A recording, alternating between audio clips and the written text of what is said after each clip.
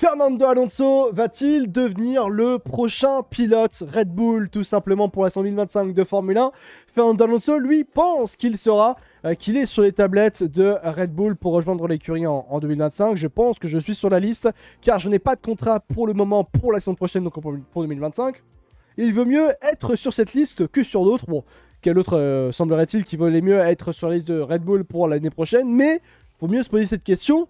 Est-ce que pour Fernando Alonso, aller chez Red Bull en 2025 serait la bonne ou la meilleure option, ou peut-être même un très mauvais choix de carrière, au vu de la situation qu'il y a en interne du côté de chez Red Bull, tout simplement?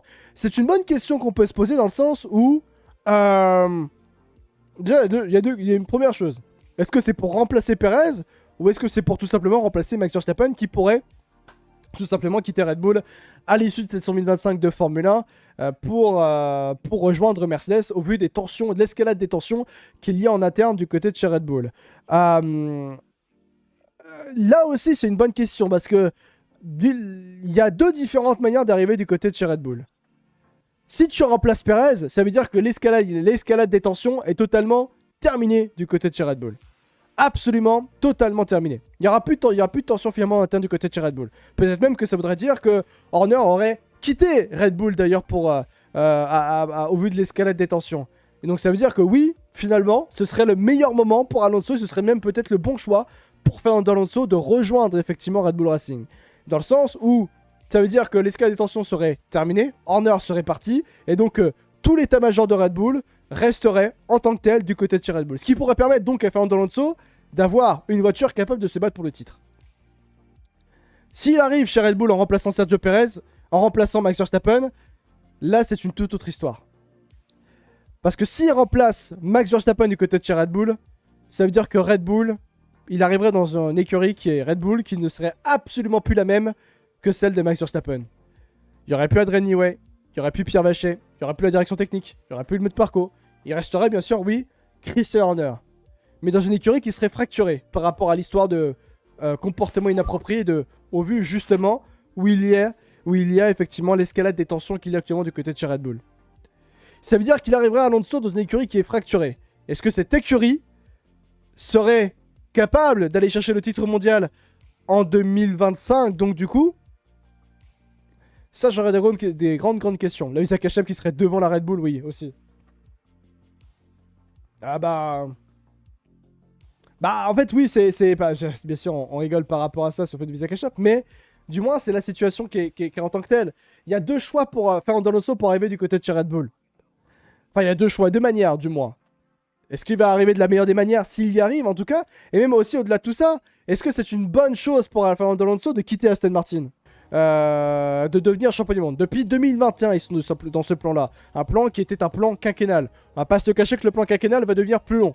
Je pense que si réellement Aston Martin veut jouer le titre, c'est d'ici 2026. Mais, le problème c'est Fernando Alonso, c'est pas Aston Martin. Alonso, vous avez vu depuis quelques jours maintenant, depuis plus d'une semaine, Alonso remet en doute, ou du moins remet en question le fait de est-ce qu'il doit rester en Formule 1 ou non, tonton Fernando Alonso. Et, bah, par ses déclarations, on comprend presque, ou peut-être qu'il bluffe, Fernando Alonso, on me dirait votre avis dans le chat, mais Alonso, on comprend, semblerait-il, que bah, il n'est pas finalement sûr et certain de rester en Formule 1 à l'issue de cette saison 2024 de F1. Donc, peut-être que Alonso veut jouer la carte. Ah, je vais pas encore rester longtemps. Peut-être que pour devenir champion du monde avec Aston Martin, ça risque d'être trop compliqué. Peut-être que finalement, je dois partir chez Red Bull pour devenir champion du monde. Ce qui est peut-être une tactique de Fernando Alonso. Peut-être, bien sûr. Mais, de ce point de vue-là, tu peux comprendre aussi la tactique de Fernando Alonso de se dire, ok, j'envoie un message à tout le monde. En disant... Je rallume mon chewing-gum, excusez-moi. En disant, bon, je suis pas sûr de rester, je me fais désirer, soit on me donne un plus gros contrat du côté de chez Aston Martin pour rester pour 2024, pour 2025 et 2026 avec l'arrivée de la nouvelle réglementation, ou j'envoie un message à Red Bull pour dire, si vous me voulez, c'est maintenant ou jamais.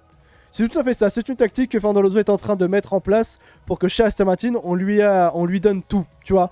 Et c'est vrai, et d'ailleurs c'est Aston Martin qui a pas les mots de Mike Crack, qui est le nouveau patron, qui est le patron de, pardon, le patron de chez de chez Aston Martin, du moins le team principal. D'ailleurs, nouvelle arrivée du côté de chez Aston Martin en tant que directeur technique, c'est Bob Bell qui travaille du côté de chez Alpine jusqu'à maintenant. Il va aller chez Red Bull, il aura une clause pour prendre sa retraite en cas de 33e victoire à la prise barre. Faut pas oublier qu'il a infligé McLaren, qu'il a flingué McLaren à raison, Honda, Renault, Alpine a raison aussi pour les problèmes moteurs. Oh, après, j'ai plutôt confiance dans le moteur qui arrivera en 2026 du côté de chez Aston Martin, avec effectivement le partenariat moteur qu'il y aura avec Honda. Mais encore une fois, il faut aussi regarder, est-ce que Fernando Alonso peut aller jusqu'à 2026 en Formule 1? Là, c'est une toute autre question et c'est extrêmement intéressant de prendre ça en compte. Faut pas oublier que s'il va chez Red Bull, c'est que Max est parti, Helmut aussi et Nimo aussi, donc pas forcément bonne idée. C'est exactement ce qu'on avait dit au début, effectivement, Jérém.